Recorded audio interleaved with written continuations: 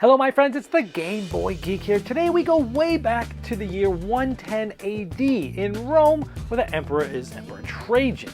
And we're going to be trying to do all sorts of things like moving our military to get points and constructing different buildings and such, and sending things out shipping through the sea, and even trying to be elected consul. Today we're talking about Trajan. This is designed by Stefan Feld, and it's now published by Renegade Game Studios in North America. I'm going to show you how the game's played, and I'll see you on the other side.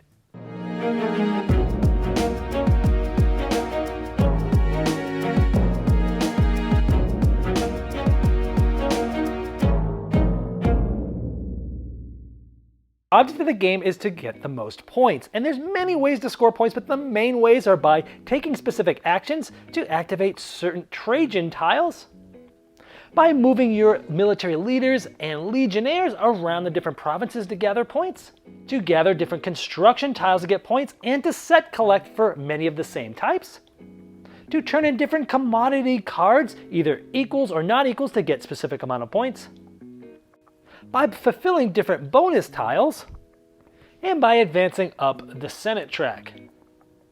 The game is played over 4 quarters of a year, and each quarter of a year actually has 4 rounds, which is going to be tracked by this. So players are going to be taking actions, and this is going to be moving the time tracker around, and it's going to be going through different rounds, and once these 4 rounds are done, that's 1 quarter of a year, so there's going to be a total of 4 of these entire things you'll go through. On a player's turn, you're going to go through 3 steps. The first one is to move action markers, and that is mandatory. What you'll do is you'll pick up all of the action markers in any one of these specific spots, and you'll announce how many markers you're picking up. And since you have to take all the markers, there has to be at least 1 marker in that tray in order to pick it up. So let's say we pick up these 2. You'll announce, I'm taking 2 markers, which means the player to your right will move the time marker at the bottom of the board. They always move it clockwise, but they'll move it an amount of spaces equal to the amount of action markers that player is moving this turn. So in this case, that player had 2 of them, so this would move 2 times clockwise.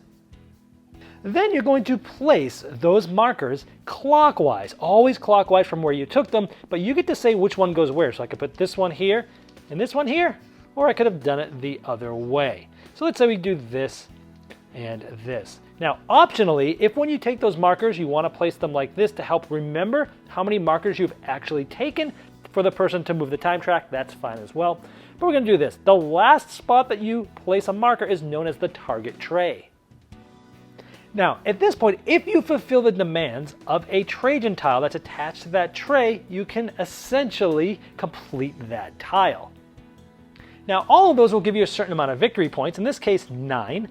Other tiles you'll see will give you different victory points, and then a special action will happen. We'll go over all those later, but it's important to know that you've fulfilled the demand. So this is 2 blue, so we can do that. And in this case, it's just points.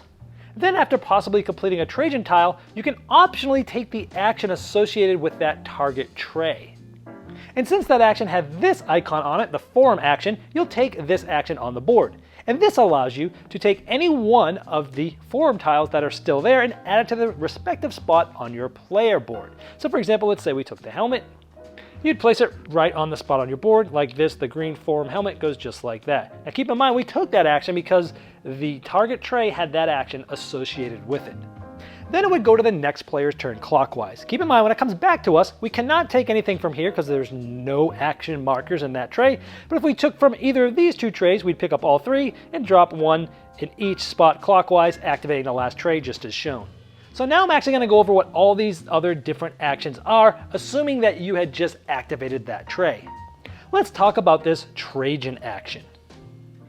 The Trajan action allows you to take that on the board here, and it's taking any one of these Trajan tiles. Let's say we take this one. You'll then place it in the spot that has your Arch of Trajan in it, and you'll move this to the next spot clockwise that's open.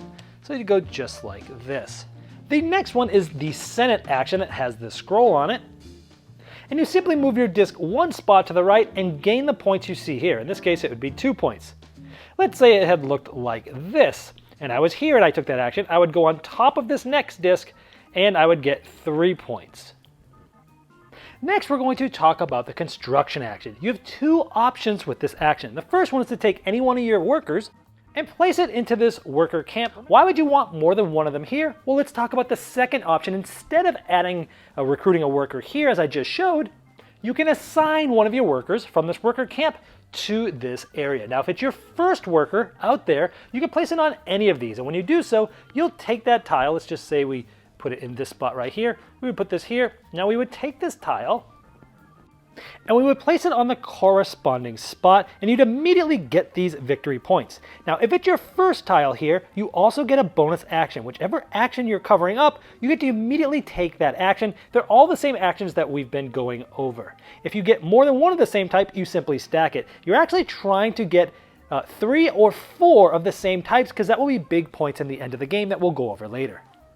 Now, if you already have a worker out there, and you've taken that action, and you're going to assign this worker, you have to go adjacent, not diagonal, but up, down, left, right, adjacent to one of your other workers. So you might go something like this. And if you had another one out there on a subsequent action of that type, the construct, you could go adjacent to any of your workers that are there. Next, we're going to talk about the military action. When you take this, you have 3 choices. The first possible choice is to take any one of your legionnaires from your supply, and you can place this in the military camp. Another possible option when taking the military action is to move your military leader, which is your larger pawn, to an adjacent province. Well, everyone starts here in the military camp, and the 3 adjacent provinces are the one just directly above it, this one that has the dotted line over here, and this one that has the dotted line over here. So let's say we move here. Now, if it has a tile there, you'll take it and add it to your board. The last possible option when taking this, and again, you're only selecting one of these 3, is to move your legionnaire. Now, you can move one of your legionnaires from the military camp to the province where your military leader is, regardless of how far it is. So we could just put it like this, and then you immediately gain the points there, in this case 5 points. Now, you can't move one of your legionnaires where you already have one of them.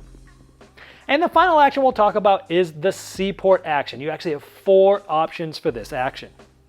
Now, the first possible Seaport action is draw 2 and then discard 1. In this case, you'll draw 2 from the top of the deck, and you'll decide from your current hand, meaning all the cards you have, not necessarily just the ones you took, and you'll discard 1 in either of the 2 discard piles. A second option, again, you're only doing one of these, is to draw 1 from either the discard, and you'll draw the top card. If it happens to be the last card there, then you'll flip over a card from the deck to make that a face-up discard pile. The third possible choice here is to play commodities and refill your hand. You can play 1 or 2 commodities in front of you into your tableau, and then refilling from the deck however many cards you played, 1 or 2. In this case, we played 2, so we'll draw 2. Notice you cannot draw from the discard pile with this option. So not only does this help you get new cards into your hand, it also helps you build up for possible endgame bonuses, which we'll go over in the final scoring section of this video. Now, the last of the 4 Seaport actions you can take is called Ship Commodities. Now, let's say in a previous turn, we had played these commodities down in our tableau. These have nothing to do with the commodities that you're going to ship. Let's say we actually had 4 cards. You can ship as many cards as you want. And let's say we had these 4 and we wanted to ship these 4. So you would lay these in your tableau, and depending on the sets that these cards are, you can do different things with them. Again, you don't use the cards that are only in your tableau for this. When you ship commodities, it's only the cards that you're playing that turn. In this case, we have 4 different or unique types of commodities. Then you'll decide which of these ships you're using. Like this one says a certain amount of equal cards. This one says a certain amount of unique cards. This one is 3 different pairs of cards, with each of these pairs individually being the same cards. Now here we sent 4 of the commodities that were different, so we'll actually get 8 points. If you had just 1 card, it would be 2, 2 cards would be 4, 3 cards would be 6, and 4 cards would be 8, and these work the same way. So I'd immediately get those 8 points, and we would move up the score tracker as normal. And then you'll flip this over to the gray side, which means it's less points for anybody else.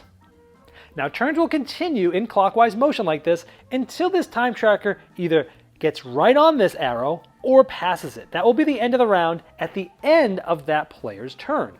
Now, at the end of the first round of one of these quarter years, you're going to flip one of these demand tiles. This is sort of a round or a quarter year counter, if you will, because now we know that we've been through one round. Once this goes all the way again, the second time, a second demand tile will come out. This tells us that we've been through 2 rounds, and we'll come through here.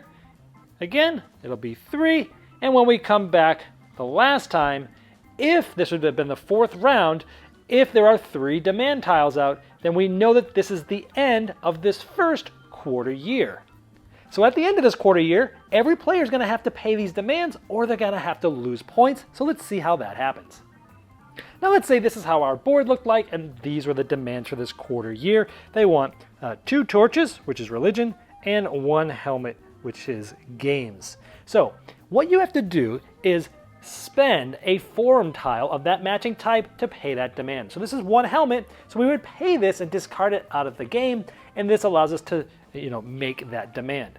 Now Trajan tiles, these are the ones that if you remember, once you actually complete, they don't go out of the game, they actually go in these spots. These give you 1 demand met for that type for the rest of the game. So here, and they don't get removed. So here we have this, and this suffices 1 of these demands.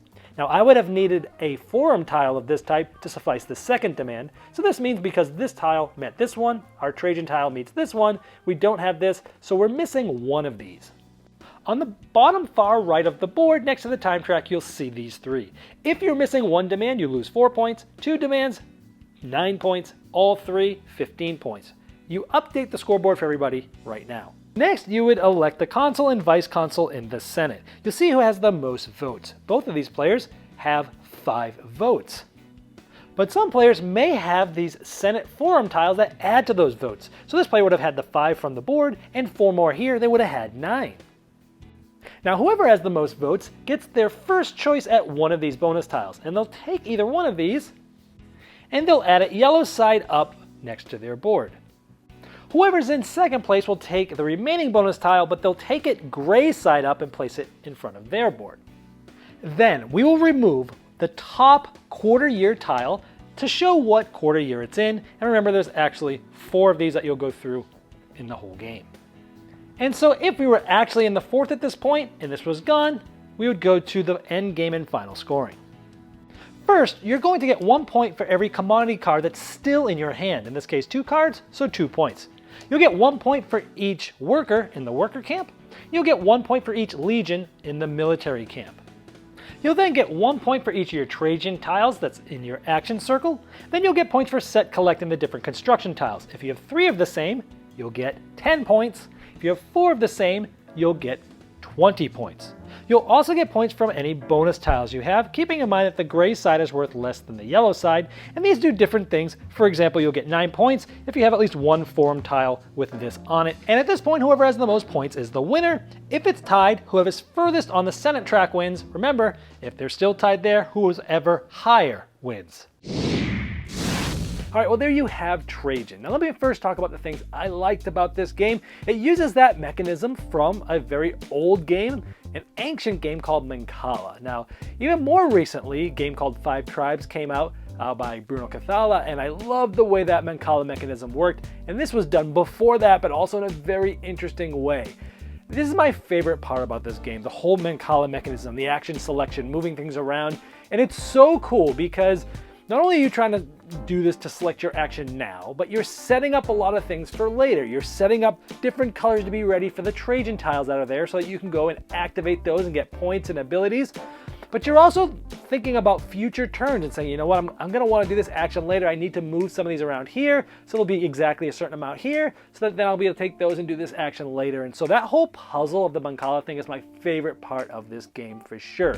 I like that you got to keep up with the demands of the people. Certain things will come out, and you're always trying to weigh this. Like you're looking at the different ways to go, you're looking at different points, and you're going, if I don't even get 1 of these, I'm going to be losing, like 15 points or so. If I get 1, I'll only be losing 9. So you're like, okay, well, if I do this, I'll get this many points, but if I don't do this, I'm going to lose this many points. And you start trying to think of what's the best thing to do based upon what's on the board, what tiles are available, what's going on. You fighting over certain areas in the military, stuff like that. So it's really cool that demand really changes what you're going to do. And as those come out differently and the boards differently, it will sort of change your strategy a little bit. I like that you're focusing on specific actions, but you really are manipulating those action markers. So you're really trying to think of a turn or two ahead to try to figure everything out. I like the different places you can go and the different things you can do, whether you're getting those commodities and trying to put them down for bonus points at the end, or trying to ship those out to get points that will make those things worth less for everybody else that round.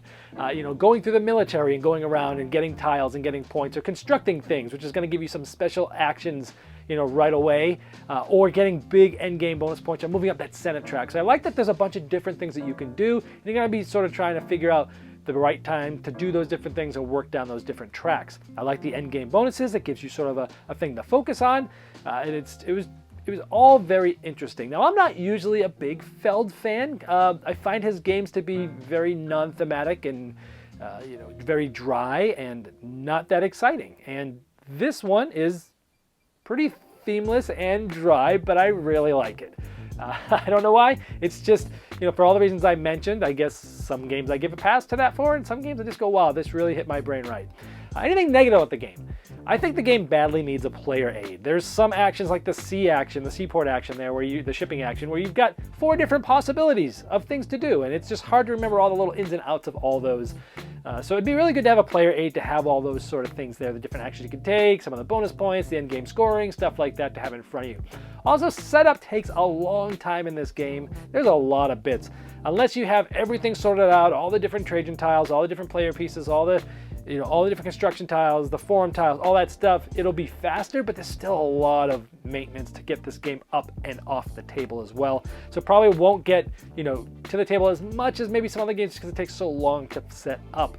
I like, the part that we kept running into is when someone does a turn, you always have to remember to move that tracker. And sometimes you forget. And, did we move it last turn? No, we didn't. How many did you take? 2. Okay, 2. Sometimes you forget. So I wish there was, I guess you just got to remember, but sometimes you won't always.